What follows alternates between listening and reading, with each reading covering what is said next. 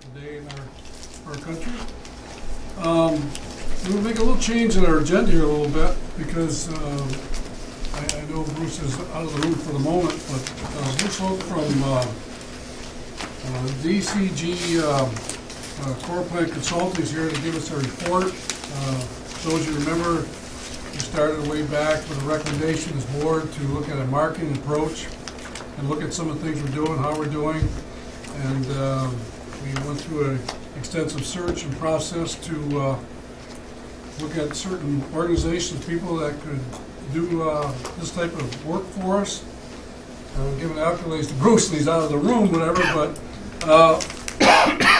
what's happened here is I've got a report here for all this work, and I'm going to tell you, I got it yesterday, and I got to page about 40, and it's just reading and digest, whatever. There's a lot of innuendos and thoughts and processes in this report, and I think Bruce, when he comes in here, will give us a synopsis of what he did, how he did it, and where to go. And it's an open forum. Ask questions, what you ask.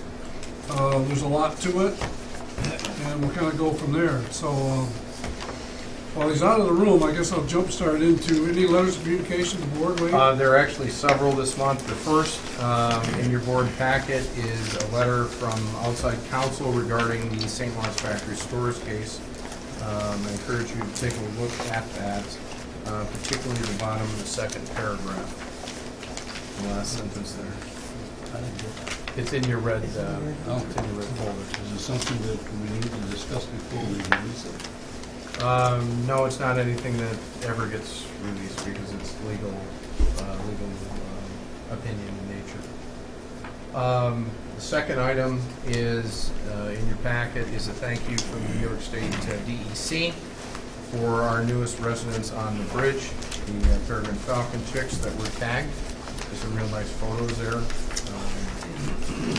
thought you'd enjoy those, so that's why we included them there. You up there with them? No. Is there any way you were, Steve? No, just in spirit. The third item in your packet is a copy of the dredging report and presentation that we had a meeting with the Army Corps of Engineers, Port of Ogdensburg, and a representative from the Port of Oswego advocating harbor deepening. And you're all aware of the outcome of that. The study was approved, and the corresponding news article and a couple of photos in there as well. And that concludes the communications, Mr. Chairman. Okay, thank you. Bruce, you were out of the room here, and I kind of accolade you a little bit, but thank you for coming here today. I told the board about the report in the media, and what presentation where you want to take us today, that's up to you, what you want to say or do, or it's your agenda. I won't take long. I have 20 copies of the report. Maybe you want to spread them out, or are they too cumbersome to put on the desk for everybody? We can do that. We can leave it right there. And then I can also grab one on the way out. They have a CD version of it. Okay, good. And I have PowerPoint handouts too. Excellent. All right, I'll just leave these in the box here. Before If you want for reference. Before Bruce gets going on his report here, would you send a copy of this to our assemblywoman, Addie Russell? Certainly. And tell her next year when they do the same pictures and photographs that we'll make sure she's here to see it. She can help with the banding. Yeah. Would you do that for me? Remember when we had her out there when the bridge wasn't done? Yeah. She said, It's a long ways A little down. unnerved. Thank you.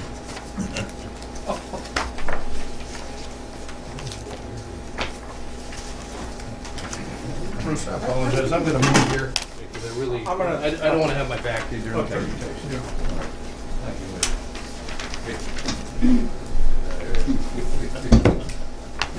Shall we start? This won't take that long, I hope. Thank you. Thank you for letting me present our final report. We began it in really the middle of March. John and the board here was kind enough to allow us to get started and then post everything as we did on the SharePoint site that we talked about last time. haven't seen it yet, actually I have it live here on the telephone. The development of an economic marketing and attraction plan. The initial objective, fairly clear, identify the opportunities here for your organization to fill space and increase traffic. The real program evolution, however, was an acknowledgement of the needed structural changes to the St. Lawrence County economy. As we see growth throughout the county, or renovation of businesses and restorations of businesses, of course, your facilities will benefit from that. However, as we began to look at the entire project, we recognized how looking at the entire county was important. There were 4 tasks to it: gather data and conduct an employer survey, conduct a SWOT analysis, strengths, weaknesses, opportunities, and threats, identify target industries and clusters, and finally, develop a marketing strategy. Task 1. Interviews and data gathering. We had a creation of the SharePoint site. We had an initial stakeholder meeting. We had a tour of the available real estate, and we looked at, after the initial meeting, to expand our survey of what we just were going to have St. Lawrence County firms to include some Ontario firms too. These are the topics of the survey. This is a very brief introduction to a very lengthy process, but we were very pleased with some of the St. Lawrence results, not so much so with the Ontario. We had 503 companies as an email database, 768 out of Ontario, 26% U.S., that means St. Lawrence County. That's pretty great. The Canadian result, very poor, but we didn't really expect that much, since this is an American and certainly a New York State project. I'm at least happy with the 30 or so results that we did get.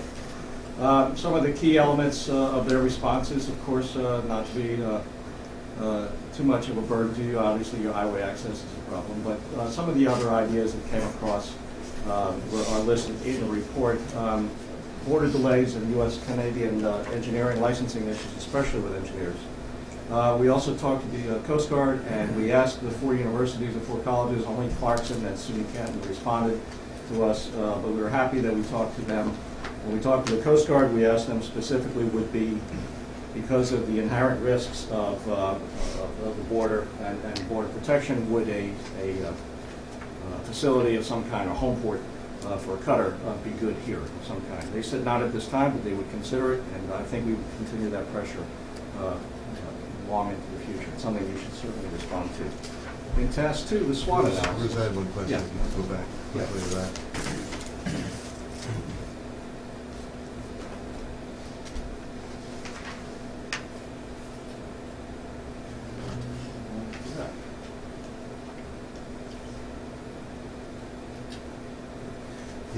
The raw materials are under wholesale. Yeah. What does that mean? Well, we always ask a supply chain question. Are you buying locally? What products are you kind of buying locally, or what products are you buying remotely? We kept coming across the idea that there was stone and other heavy materials, fresh flowers, some aluminum and bauxite under wholesaling. Again, these are comments that are repeated 2 or 3 times. I'm not sure that that's endemic of exactly the real problem. But when we do see over and over, when we ask this question, are you getting enough from your local suppliers that are going outside of your community? If there's enough repetition or there's enough indication, this keeps coming up in the survey. So of the 100, I forgot my response. We have 133 or 155, whatever it was. We had 4 or 5 of these. That's enough for me to say, oh, something's amiss here. Okay. In task 2, the SWOT analysis.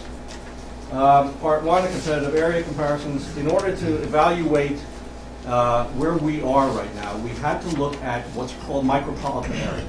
We're not a large metropolitan area. Micropolitan areas are usually defined as a single county, an urbanized county. In this case, St. Lawrence County.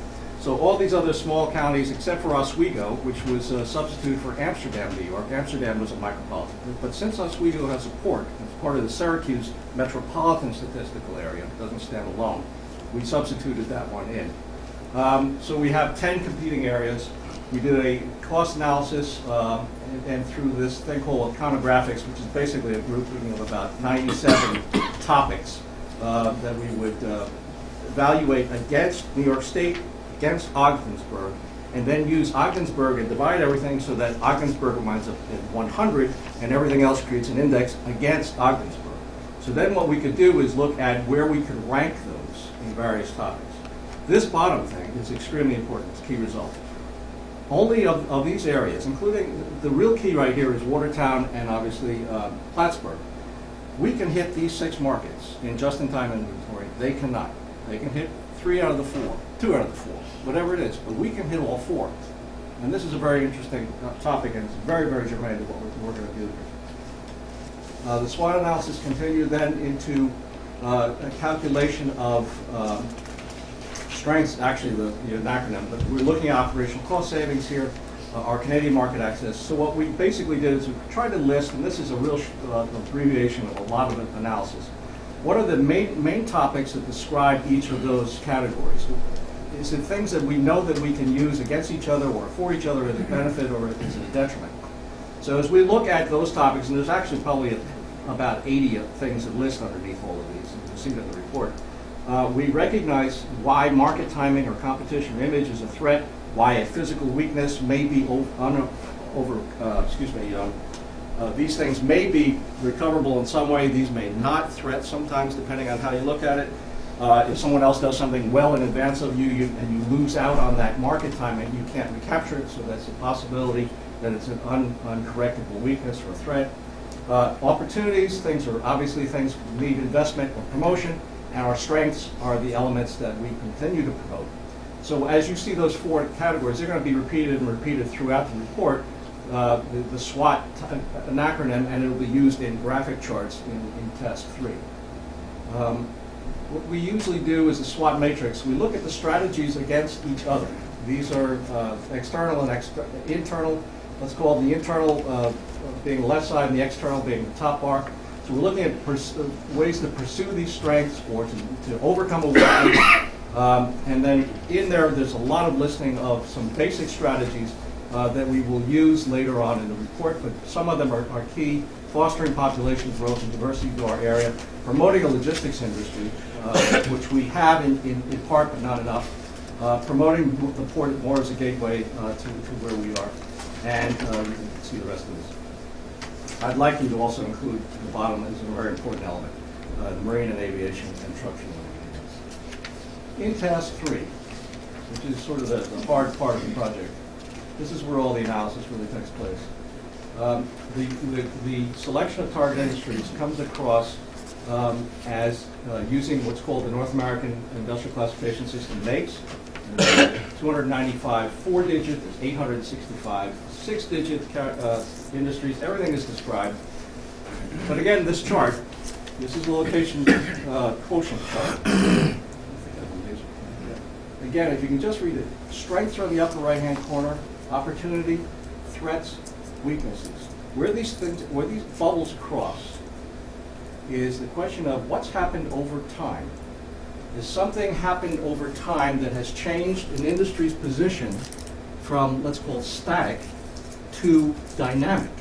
Something which that basically means, is there more concentration of the industry over time locally than there would be in this case against New York State as a metric? So suddenly in this period, there's a lot more concentration in agriculture, forestry, services, etc. In the area. It's not a great surprise.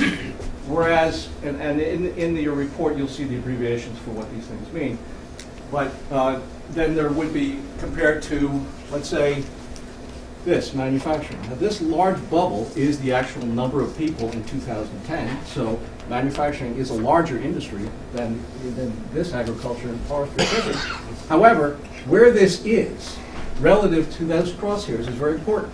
There's actually a gravity, a moment arm, a force element to this. This is really pushing part of the economy in a direction that's important for us to recognize. Something over here, which is mining, for example, which is falling off the chart, or things that are falling into weakness, which is a position which may not be recoverable at all, maybe some of our financial activities, which are shown in this weakness position. These are dangers. We could possibly lose some of those industries if we're not careful.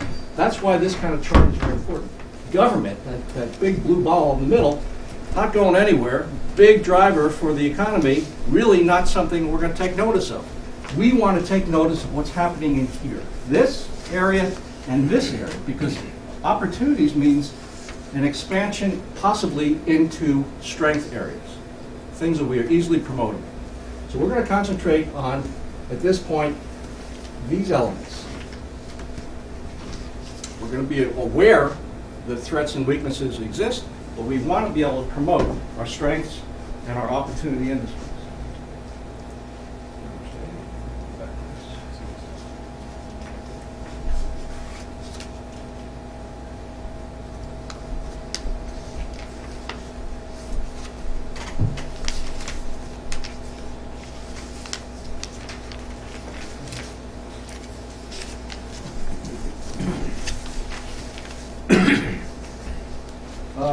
When we look at what's called the three-digit grouping, and we had a lot of screening that got us to there, we got to a point where we were looking for, again, that strength or opportunity growth. We were also looking for whether or not the industry has a stronger presence in the North Country as far as the 2010, 2018 projections, and whether or not there was an element of critical mass. In other words, if the industries, and we'll look more at this, if the industries are demonstrating that they are strong, that they are growing, and that they are sizable, let's say by average employment or by establishment, then we know we have something to work with. If things are not making some of those criteria, then we can't use them. We can't promote every industry that we find. We also use a thing called a cluster channel mapping system. We have 27 categories that all of these 295 cumbersome names like these, which are the government names of these industries, sort of relate to, and how are they more easily understood. So we use that cluster channel. We get to this element of industries. Okay. Now under this, for example, animal production, this 1112, there would be a 1112-1, there would be a 1112-2, etc. There would be a whole lot of industries listed underneath there. We don't have a lot of data because we are a micropolitan area.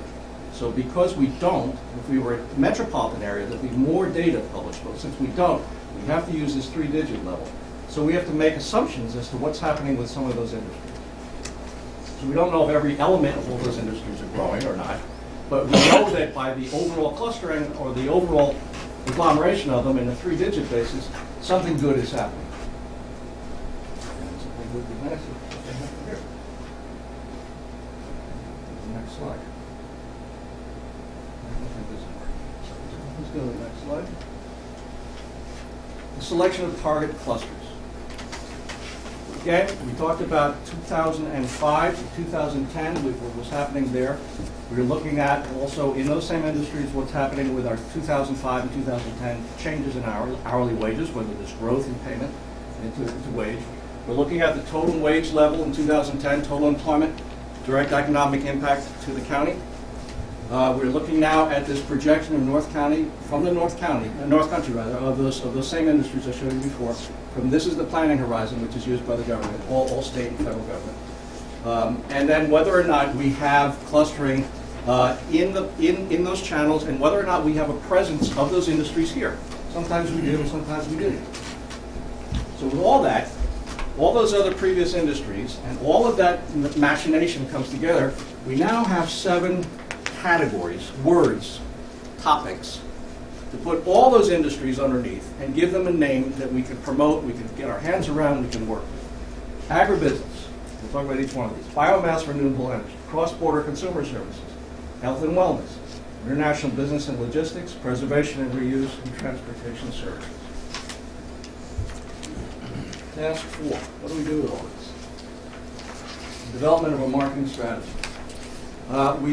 In this whole section, we described the methodology that we would promote, we'd ask you to promote in any of these industries, how you would go to the various media and what to do with them, how to write letters and script them, how to go to advertisement placements that make sense. And each one of the clusters has a group of, let's say, just 2 or 3 typical trade journals where you would kind of consider placing advertisements. and the costs of some of those.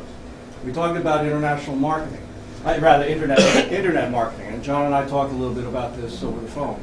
We suggest that you shorten, and I know you're looking at a name, we're going to put this out there, you may not like it, but oport.org. There's a nice dual use element to that shorthand version. Obviously, O is a truncated version for Ogdensburg, and it sort of fits the big O marketing for Overstock.com or the big MO for the Missouri Memorial Foundation. It's a nice, easy, modern handle in marketing terms. Port, obviously, port is the dual use element of this. The transportation element speaks for itself. Port also is used dramatically through the information technology industry. So if we had a sense that we were going to plug into business or plug into international commerce, OPort begins to suggest that we can use that. The reason I threw that up there is because OBPA.com or .org are not available. OBPA dash New York and Y is either .com or .org. However, I kind of like this as a suggestion, but I know you're sort of toying around with the idea of changing a domain name. I don't know if you have already or not. But I think it's a good shorthand version. It's an easy one to remember. In social media, LinkedIn, Facebook, Twitter, you have a Facebook account. You're not using it. You're not doing much with it. You don't have a Twitter account at the moment, but there are a lot of tweets that relate to this. LinkedIn is the media choice, really the choice you have used. I have given you a list of groups that you ought to join immediately, and that you should all begin to contribute to the conversations that occur on there. You could easily have posted, what do we do with our excess road salt? I know, which is one of your topics that you're looking at right now. Well, how do we fill extra ships that are important? You can go out to the world in minutes and get more response than you really want. But you can immediately use some of the social media for what it's meant to be. It's a great Rolodex, and it's a nice way to pose questions about business.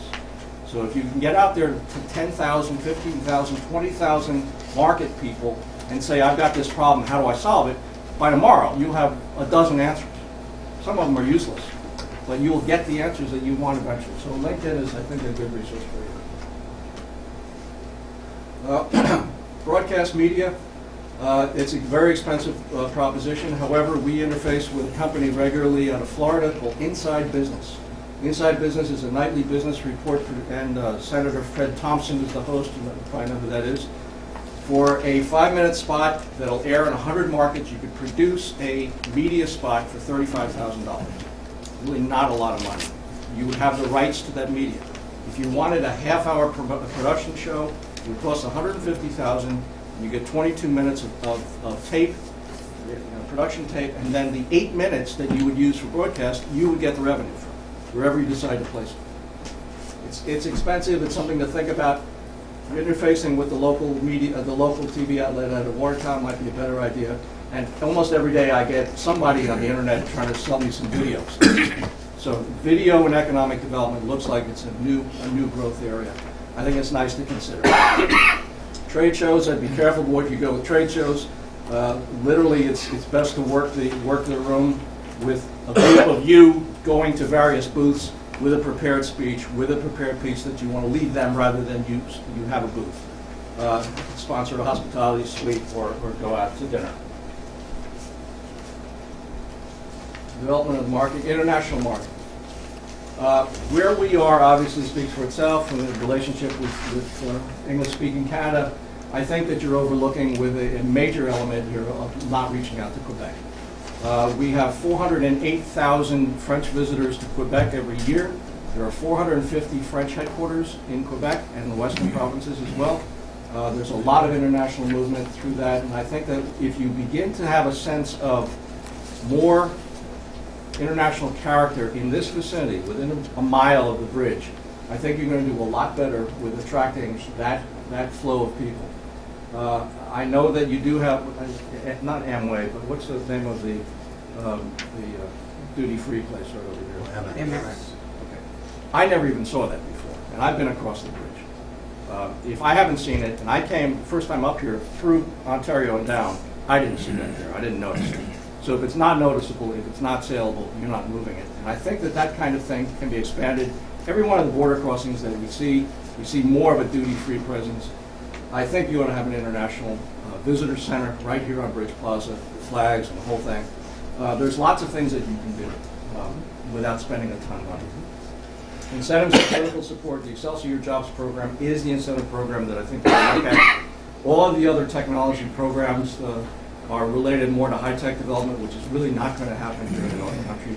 The Excelsior Job Programs is related to manufacturing, to trade and logistics, and to healthcare.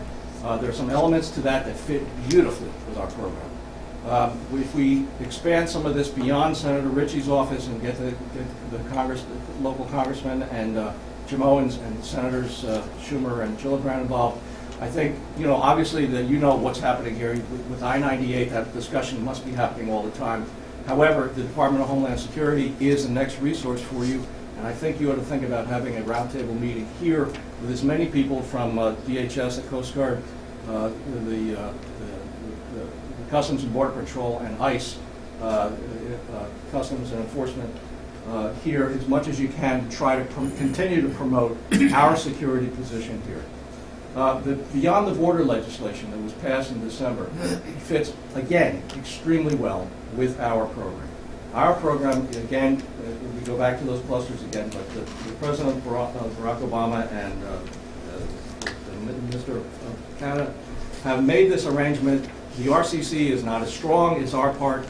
Canada doesn't like it very much, but who cares? The point being is that there's going to be environment, there's going to be transportation, logistics, all kinds of elements that fits very nicely with our program and the things that we want you to do here. Again, it goes right back to this. Get these people here. Sponsor a meeting here. Maybe in this room or at a facility somewhere near here. The Thousand Islands Bridge, the Seaway International Bridge, they are bringing lots of tourists across. We have to be the place for business. There's no question in my mind that this is how you approach your market. And so when you plug in for international commerce or whatever technique that you would use for wording, continue to press the idea that we are here to expand international or other businesses, and you're not going to fight the battle for the tourist dollar unless it's in retail. I'll tell you about that. Educational support. We suggest a task force that is coordinated with the St. Lawrence County Workforce Investment Board. We need to have these questions answered. I don't think you have to create a committee for this necessarily. You can go directly to that board. However, we do need to answer these questions answered. When I ask the colleges, is business coming for you for this? And also on the employment survey, 40% of the St. Lawrence folks said there is a tremendous over or underachievement level of the workforce preparedness. There's extensive on-the-job training required. Worker attitudes are poor. There's some good things to know about this. Whether or not this is ever done is a big question. In many places, industry will partner with local academia to get some creative elements to their curriculum. If it's a technology curriculum or if it's going to be a special training area, as long as they foot the bill, colleges are more than happy to have private sector involved. If the private sector is not going to come up with a checkbook, the academia is going to say, please don't bother me. However, this is still important here. This is critical because we seem to have a big gap between what's being produced by the colleges and what industry needs. However, Clarkson says that they have almost 100% placement of their graduates, which I find hard to believe. I don't know if they're blowing smoke or if this is true or not. If it's true, it's a very, very good number. I don't know if it's all locally or if they're leaving the area. That's the one thing I don't know. They have an 85% graduation rate, which is outstanding. SUNY Potsdam, I think, has 28% or something. It's in the report. One of the other universities has about 26 or 28% graduation rate. The other ones, the average in the area is 52%. Still very low.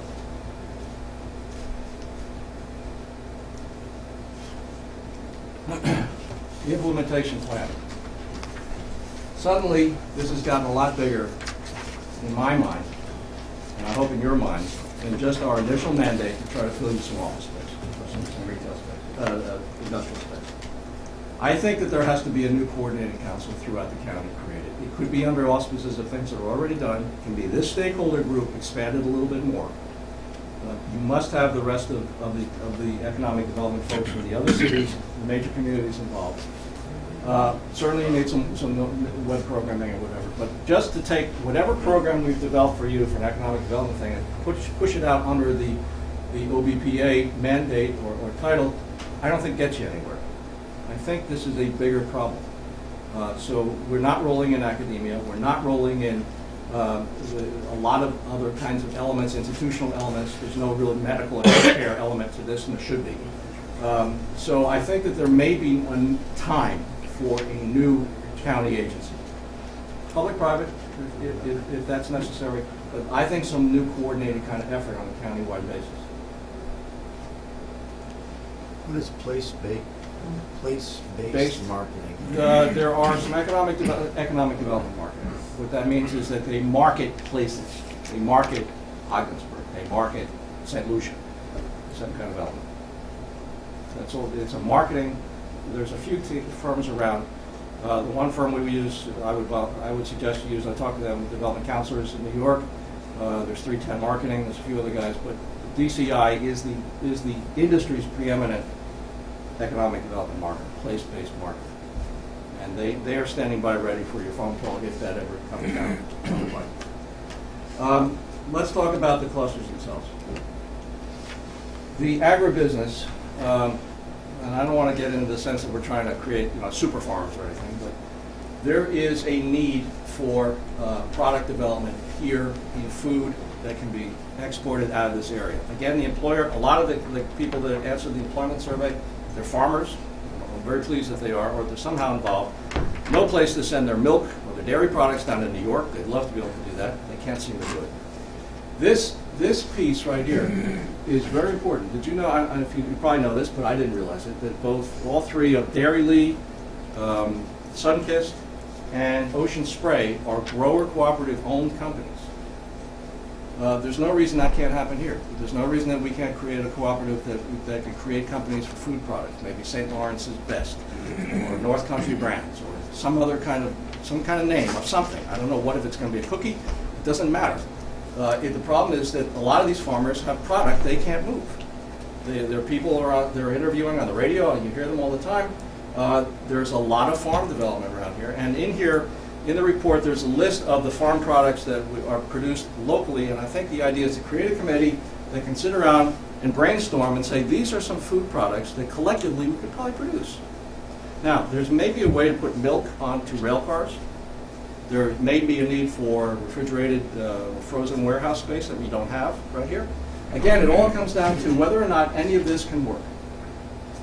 So you take them step by step, and this may take 5 years or 7 years, and each one of these in the report, in the back of each of this, if you immediately go, or when you can, in task 4, at the end, in the appendix, are each of these clusters a little bit more defined. So this is the agribusiness cluster.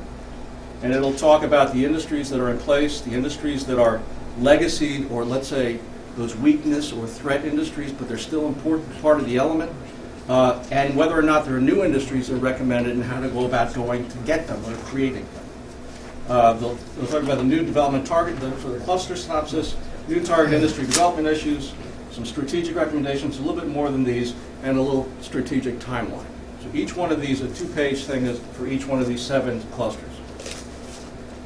So I would suggest that you take a chance to read those a little bit more, but we're going to just go through these quickly.